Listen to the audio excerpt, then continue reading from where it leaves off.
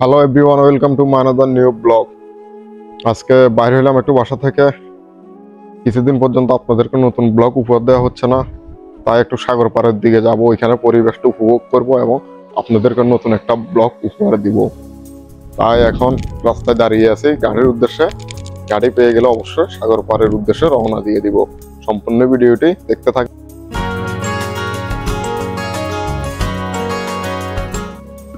অবশেষে কিছুক্ষণ অপেক্ষা করার পর একটা গাড়ি পেয়ে গেলাম। গাড়ি করে আমরা আমাদের গন্তব্যস্থানের উদ্দেশ্যে রওনা দিয়ে দিয়েছি। আমরা যেখান থেকে সাগর পাড়ের উদ্দেশ্যে রওনা দিয়েছি ওইখান থেকে সাগর পাড় দীর্ঘ 8 কিলোমিটার দূরে। মরুভূমি রাস্তাগুলো দিয়ে যখন গাড়ি দিয়ে যাতায়াত করি তখন আশেপাশের যে প্রাকৃতিক দৃশ্যগুলো আছে দেখতে আসলে খুব সুন্দর দেখা যায়, তাই উপভোগ করতেছি। অবশেষে কিছুক্ষণ গাড়ি চলার পরে আমরা আমাদের গন্তব্যর কিনারায় এসে গিয়েছি। দেখতেছেন যে এগুলা হচ্ছে গিয়ে সাগরপাড়ের লোকালয় এবং বাজারঘাট। এটার কিছু দূর পরে সাগরপাড় অবস্থিত। যখন আমরা গাড়ি করে আসি তখন এখান থেকে সাগরের সিনারিগুলো দেখতে খুব দারুণ দেখা যায় এবং গাড়িতে বসে আমরা সেগুলো সবসময় উপভোগ করার চেষ্টা করি এবং খুব সুন্দর এবং মনোরম দেখা যায় পরিবেশগুলো। সাগর পাড়ের দোকান থেকে খাওয়ার জন্য কিছু জিনিস নিয়ে নিলাম। ওই জিনিসগুলো সাগর পাড়ে বসে খাবো এবং সাগরের যে মনোমুগ্ধকর পরিবেশ আছে সেগুলো উপভোগ করব। আর সাগর পাড়ে বসে জিনিসপত্র খাওয়ার মজাটা অন্যরকম। তাই যখন আমি সাগর পাড়ের দিকে আসি জিনিসপত্র নিয়ে সাগরের কিনারায় বসে যাই এবং সাগরের পরিবেশগুলো উপভোগ করি এবং মনের সুখে খাওয়া দাওয়া করি। তখন নিজের কাছে খুব ভালো লাগে। সাগর পাড়ে যখন আসি তখন মনটা খুব মনোমুগ্ধকর হয়ে যায়। সাগরের সেই শীতল হাওয়া এবং চারিপাশে পানির আওয়াজ, সাগরের বিশাল বিশাল ঢেউ খুব ভালো লাগে। তাই যখন মন চায় তখন সাগর পাড়ের উদ্দেশ্যে ছুটে আসি এবং নিরিবিলি সময় কাটাই। আসলে সাগর পাড়ে এসে সাগরের সেই মনোমুগ্ধকর পরিবেশটা উপভোগ করার মজাটা অন্যরকম।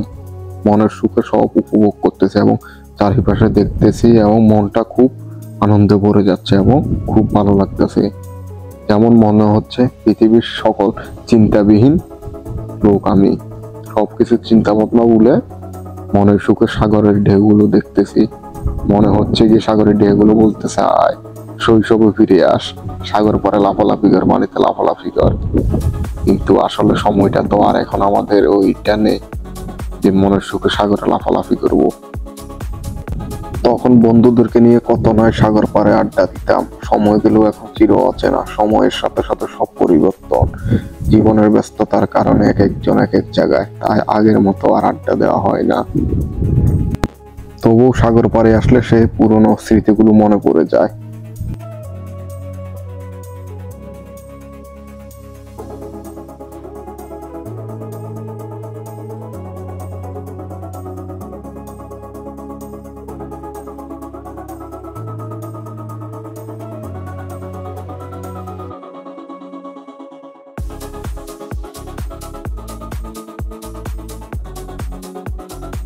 ছোটবেলায় তখন সময়গুলো অনেক সুন্দর ছিল।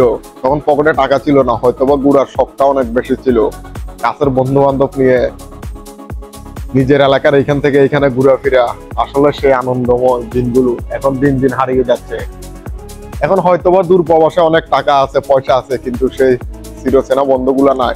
তাদের সাথে আগের মতো ঘুরবো, সময় কাটাবো, তাই একলা একলা ঘুরতে হয়। যখন ইচ্ছা হয় তখন একলা একলা এসে ঘুরে যায় সাগর পাড়ের দিকে। আসলে শৈশবের সময়টা অনেক সুন্দর ছিল। ছিল না কোনো চাপ, ছিল না কোনো দুঃখ, ছিল না কোনো টেনশন। ছোটবেলার সেই বন্ধুদেরকে নিয়ে কত জায়গায় ঘোরা হতো। সময়ের সাথে সাথে সব পরিবর্তন।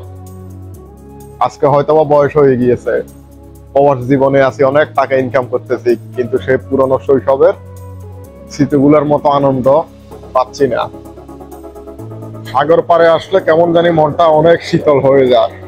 শুধু সাগর পাড়ের পরিবেশটা, সাগরের ঢেউগুলো উপভোগ করতে করতে। আর যখন সময় পাই তখন একাকিত্ব দূর করতে এই সাগর পাড়ে চলে আসি এবং একলা একলা বসে সাগরের অপরূপ সৌন্দর্য দেখি।